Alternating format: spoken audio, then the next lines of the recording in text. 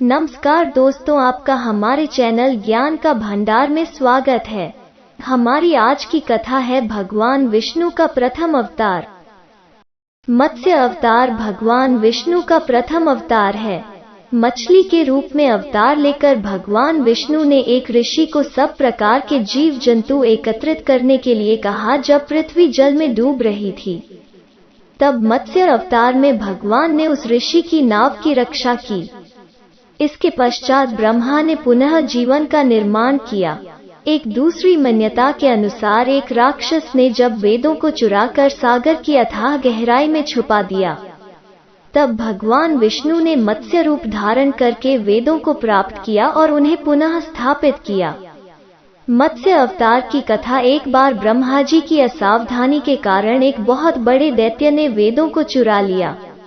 उस दैत्य का नाम हयग्रीव था। वेदों को चुरा लिए जाने के कारण ज्ञान लुप्त हो गया। चारों ओर अज्ञानता का अंधकार फैल गया और पाप तथा अधर्म का बोलबाला हो गया। तब भगवान विष्णु ने धर्म की रक्षा के लिए मत्स्य रूप धारण करके हयग्रीव का वध किया और वेदों की रक्षा की। भगवान ने मत्स्य का रूप किस प्रकार धारण किया, इसकी विस्मयकारिणी कथा इस प्रकार है। कल्पांत के पूर्व एक पुण्यात्मा राजा तप कर रहा था। राजा का नाम सत्यव्रत था। सत्यव्रत पुण्यात्मा तो था ही, बड़े उदार हृदय का भी था। प्रभात का समय था, सूर्योदय हो चुका था। सत्यव्रत कृतमाला नदी में स्नान कर रहा था। उसने स्नान करने के पश्चात जब दर्पण के लिए अंजलि में जल लिया, तो अंजलि में जल के साथ एक छो मछली भी आ गई। सत्यव्रत ने मछली को नदी के जल में छोड़ दिया। मछली बोली, राजन, जल के बड़े बड़े जीव छोटे छोटे जीवों को मारकर खा जाते हैं। अवश्य कोई बड़ा जीव मुझे भी मारकर खा जाएगा।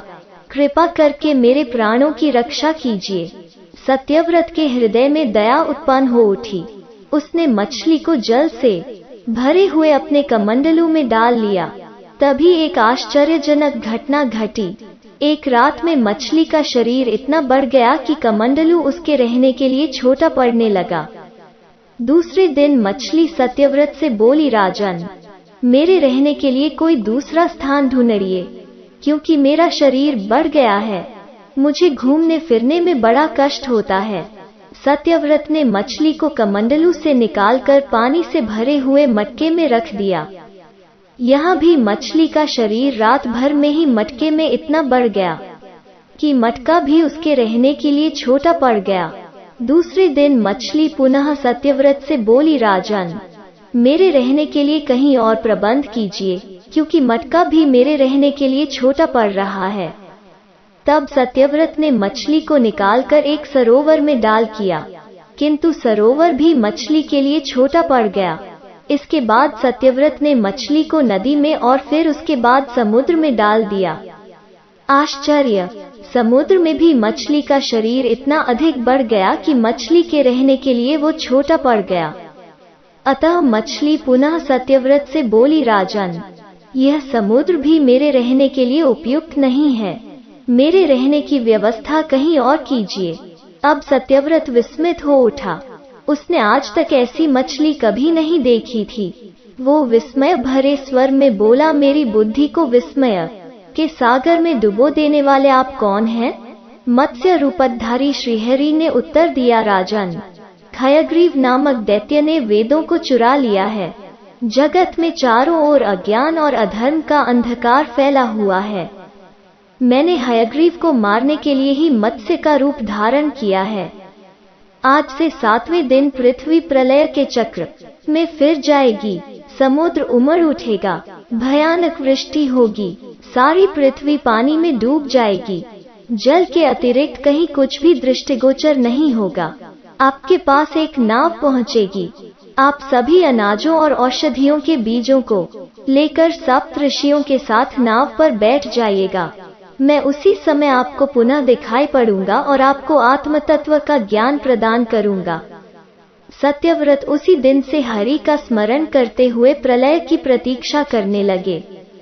7वें दिन प्रलय का दृश्य उपस्थित हो उठा। समुद्र भी उमड़कर अपनी सीमाओं से बाहर बहने लगा। भयानक वृष्टि होने लगी। थोड़ी ही देर में सारी पृथ्वी पर जल ही जल हो गया।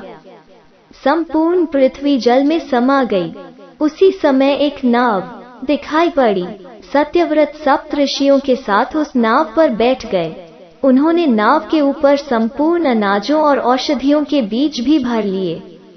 नाव प्रलय के सागर में तैरने लगी। प्रलय के उस सागर में उस नाव के अतिरिक्त कहीं भी कुछ भी नहीं दिखाई दे रहा था। सहसा मत्स्य रूपी भगवान प्रलय के सागर में दिखाई पड़े।